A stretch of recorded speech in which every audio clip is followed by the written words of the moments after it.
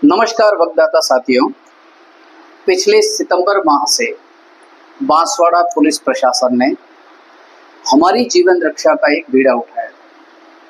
उस अभियान का, उस मुहिम का क्या कुछ परिणाम हासिल हुआ है, हम जानेंगे प्रशासनिक हलके की विभिन्न गतिविधियों के जानकार और राज्य सरकार, जिला प्रशासन, अन्य जो एजेंसियां हैं या संगठन हैं, उनके माध्यम से समय समय पर होने वाले अभियानों के विश्लेषक दीपक भारत जी श्रीमाल से कि कितना सुखद और सुकून देने वाला नतीजा हासिल हुआ। दीपक जी नमस्कार। नमस्कार प्रकाश जी। नमस्कार दीपक जी, जीवन रक्षा अभियान ने जी वाकई सुकून देने वाले और बहुत सुखद परिणाम दिए हैं जी।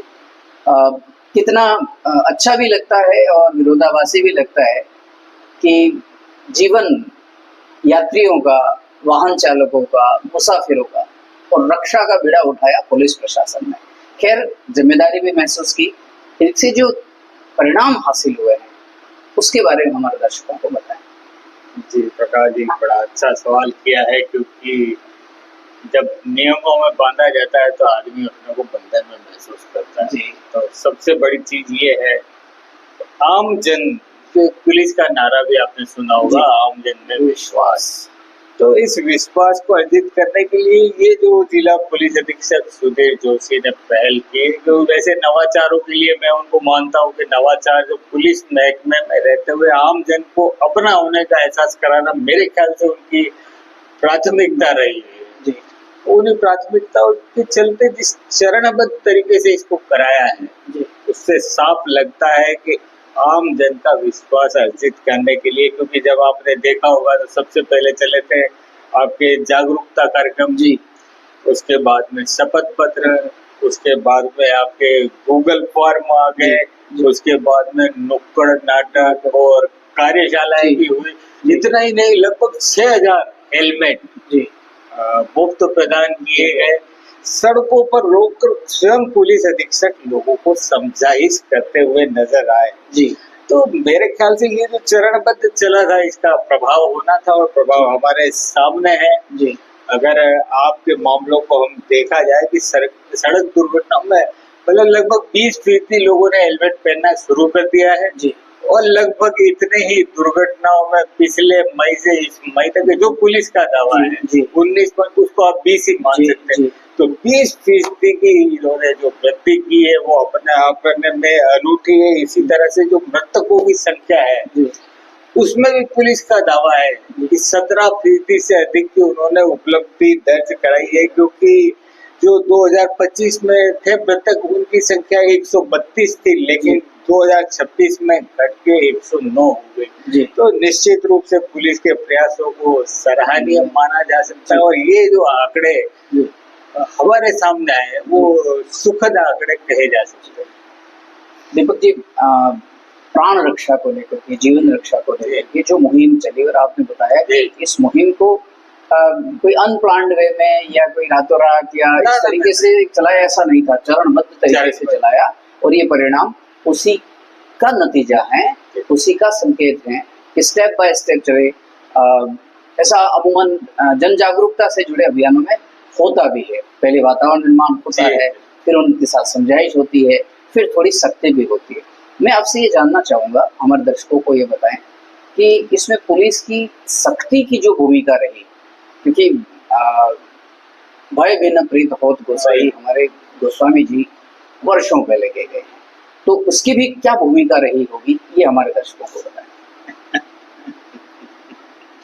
बड़ा अच्छा सवाल किया आपने। पहले होता था कि सब एक थाना और खोल दिया जाए जी। पहले तो पुलिस थाना कोतवाली थी, उसके बाद में नया थाना राज तालाब बना दिया जी।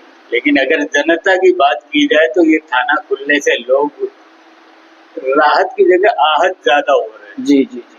तो खास करके आप वो कॉलेज रोड जी, जहाँ अम्बा माता का मंदिर है जी, पास ही में बाबा रामदेव का मंदिर है जी, उसके आगे कुपड़ा माता जी का मंदिर है, मतलब उस रोड के ऊपर आप जाते हैं तो जो तकलीफ, और खास करके बुजुर्ग लोगों को ऐसा नहीं होती। एक दो बार प्रेस कॉन्फ्रेंस में मैंने पुलिस अधीक्षक का ध्यान भी आकर्षित किया था।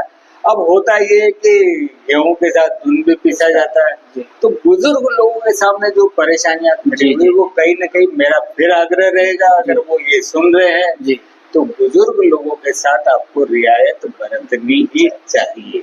मानवीय दृष्टिकोण, व्यावहारिक पक्ष से बुजुर्गों के साथ। और एक बात है दीपक जी कि पुलिस का अपना एक धर्म, उनका अपना एक दायित्व है, जाते हुए भी रोके, लेकिन बहुत व्यावहारिकता के तरीके से उनके साथ मानवीय रोकने का जो तरीका होता है, हाँ, वो भी गलत होता है कि आदमी गाड़ी मोड़ के भगा रहा हो, आप दौड़ रहे हो, तो उसमें भी हादसा होने की संभावना है। अगर आपने बचा लिए जाने जो आपके दावे हैं, लेकिन अगर एक मर गया तो उस पर तो सारा पानी फिर जाएगा, सारी उपलब्धियों पर। तो आप सही कह रहे हैं कि व्यक्ति का फेस रीडिंग बता ही देता है दीपक जी, कि वो जो जानकारी दे रहा है। मान लीजिए, मैं एक उदाहरण के तौर पर कहना चाहता हूँ कि घंटाघर से कोई व्यक्ति अंबा माता मंदिर जा रहा है, तो उसके बताने के अंदाज में फेस रीडिंग से पुलिस तो चेहरा बढ़ा देती है। तो दूसरा मेरा आपसे एक आग्रह ये, हमारे दर्शकों को बताएंगे कि इस अभियान के साथ साथ क्या जो दुपहिया वाहनों में कुछ बेहुदे से साइलेंसर लगा दिए जाने या कुछ इस तरह के हॉर्न लगा दिए जाने की भी एक परिपाटी से चल पड़ी है, तो उस पर रोक के लिए भी पुलिस को कुछ, मेरे ख्याल से इस तरफ पुलिस ने कोई ज्यादा ध्यान दिया नहीं, क्योंकि जो आवाजें आती है, जो साइलेंसर है, ये कान फोड़ो संगीत है उनका, जिसको हॉर्न कहते हैं, मतलब कई चीजें ये है, इनके ऊपर अभी तक ध्यान दिया नहीं गया, तो इसके ऊपर भी ध्यान दिया जाना चाहिए। अब जैसे मैं मोहन कोलारी चौराहे की बात कर लूँ, अब वहां से हॉस्पिटल, उधर से होकर हॉस्पिटल जा रहे हैं, तो कई बार लोगों को रुकना पड़ता है। और आज ही की सबसे भयावह खबर कहूंगा मैं तो, आपने भी पढ़ी होगी, जी, वो बुजुर्ग रोक दिया, चालान पर अड़ा रहा व्यक्ति और उसकी देरी के कारण मौत हो गई। जी, ये इस तरह की घटना, क्योंकि हाईलाइट तो वही होता है, आपने चाहे 25 जान बचा दिया, लेकिन एक जान चली गई तो वो हाईलाइट होता है। तो ये बड़ा दुखद भी है। तो इस समय, क्योंकि मानवीय दृष्टिकोण आप मानवता के लिए कर रहे हैं, लेकिन एक जान चली गई तो एक विभाग के ऊपर, खाकी के ऊपर सवाल या निशान करने वाला एक होता है। लेकिन कहीं ना कहीं, क्योंकि धीरे धीरे अब मुझे तो लग रहा है कि जब पुलिस लाइन के अंदर लाइब्रेरी भी खुली है, तो मानवीय दृष्टिकोण कहीं ना कहीं आएगा। दूसरा सबसे बड़ी चीज है कि विभिन्न संगठन, स्वयंसेवी संस्थाओं, जो सहयोग तालमेल लिया जाता है, वो निश्चित रूप से अच्छा है। खास करके उस किरदार को आप, कमलेश करके था जो यमराज की भूमिका, बहुत अच्छी भूमिका थी, तो ये इस तरीके की बहुत अच्छी चीज है। लेकिन साथ में आपको ध्यान रखना पड़ेगा, क्योंकि होता यही है कि लाख अच्छा ही आप कर लो। मतलब एक संत के पास मैं गया था, तो मैंने कहा कि साहब, मैंने तो आपका इतना अच्छा कभी आपने भुला के कहा नहीं।